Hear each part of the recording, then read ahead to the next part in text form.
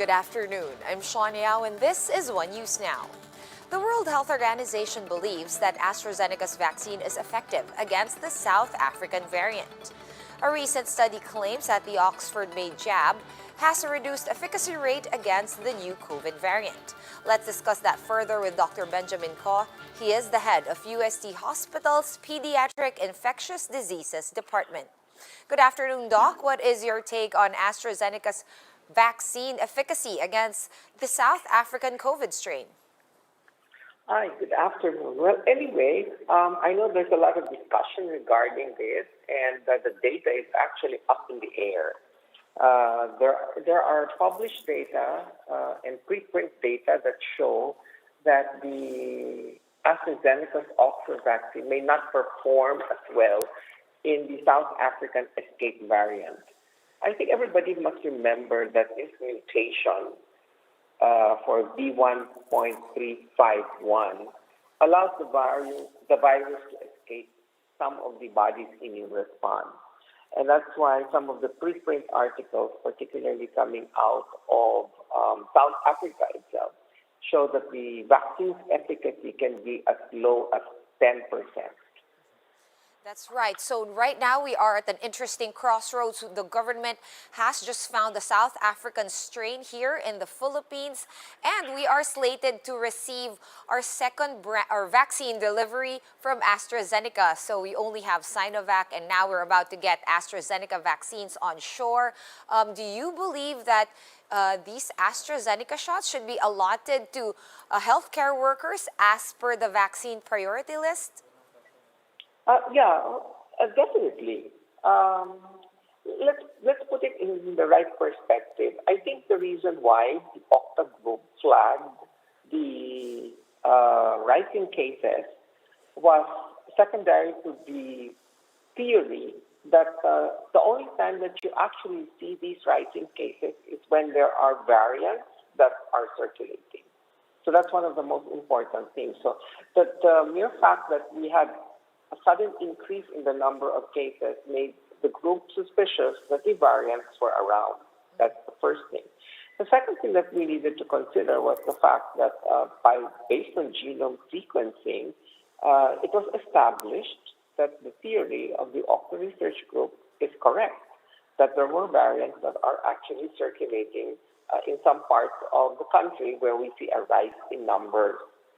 And this becomes a concern because currently we see the rise in a certain area, like for example in Pasay City, 4 out of the 6 South African variants are noted in one area in Pasay City. We hope to contain that, and the reason for flagging it is so that the government can put resources into containing this, because otherwise, if this does not get contained, then what we will have eventually, we will end up in a situation similar to South Africa, where more than 90% of the circulating strains are the variants. All right, so do you believe then, Doc, just dovetailing from what you said, that they should allot these vaccines to these hot spots first, such as Pasay City, or should they stick to the list? I think they should just allot all of the vaccines to the healthcare workers first, because the data is spotty, which means that we still just have a few cases now. If that window of opportunity to immunize them is very small.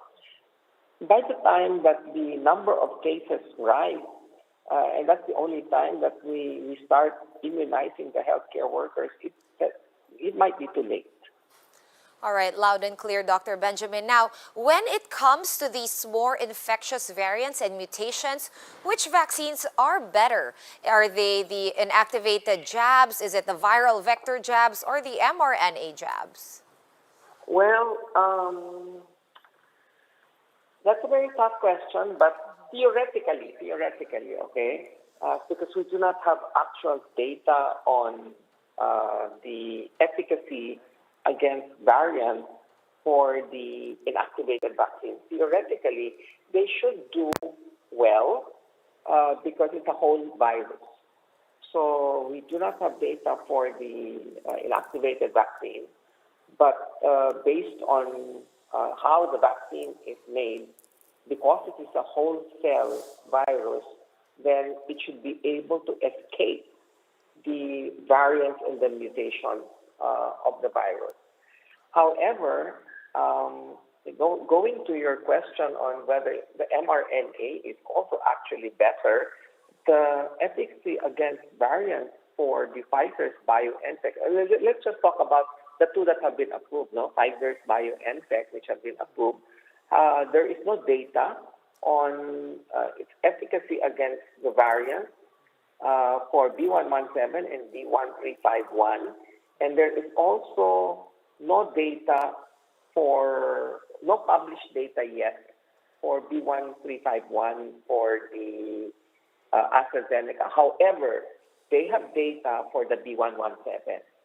So if you look at the data for AstraZeneca, it's about 75% efficacy. And the reason for that is, so some people ask, so why do they have data for it?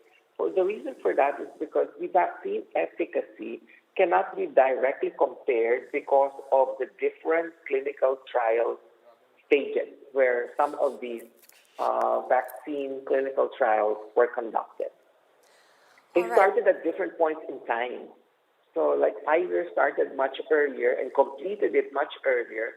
AstraZeneca, on the other hand, was doing it much later. So by the time they were including some of the patients in their clinical trial, some of them were the variant strains already. All right, so definitely lots of moving parts, everything moving so quickly and changing all the time, Doc. But on the whole, do you agree with the policy's statement earlier today that the South African variant's presence here is as yet not a cause for concern? How can we contain the spread of this variant in the Philippines? Well, I disagree that it's not a cause for concern. Anything that increases the numbers will always be a cause for concern. However, I think we can balance this by making sure that we have minimum health standards practiced. We should not forget that there are minimum health standards that should be kept at bay. And even though we've been immunized, or that some people have been immunized, or that we have started rolling out the vaccine, we should make sure that the minimum health standards are still practiced in spite of the rollout of the vaccine. And it is the role of every local government unit to make sure that they're able to contain it within their community, because it will take extra effort on the LGUs to make sure that the variants are contained within the local government. That's right, Doc. At the end of the day, the onus falls on each and every one of us to maintain and strictly adhere to these safety protocols. Now, do you think, as we go back to that vaccine priority list, do you think this should be tweaked to immediately divert more jabs to hot spots, such as Pasay, maybe Cebu, especially the healthcare workers over there? Not necessarily. I think whatever is in the priority list should be followed. And it is a general priority list, and that's because of the shortage of vaccines that's available. The healthcare workers are the frontliners. If you deviate from whatever is in the current prioritization list, what eventually might happen is, because we're really not sure where some of the other variants are and some of the other strains that are evolving are very fluid. All of the data that come in depend on data that come from testing centers. So if we try to deviate from it, and then there is a surge in one area and you have not covered it, and there are no vaccines that become available in the immediate future, then the healthcare workers will get overwhelmed. And what we want to do is we want to make sure that that during a surge, your frontliners are well protected, so that they do not get sick and they can take care of the people in the community. All right, thank you so much for that sound advice and for your time and insights, Dr. Benjamin Ko of the UST Hospital. Thanks for joining us. In other news, the policemen involved in a misencounter with PDEA agents last week are confident that the truth will prevail.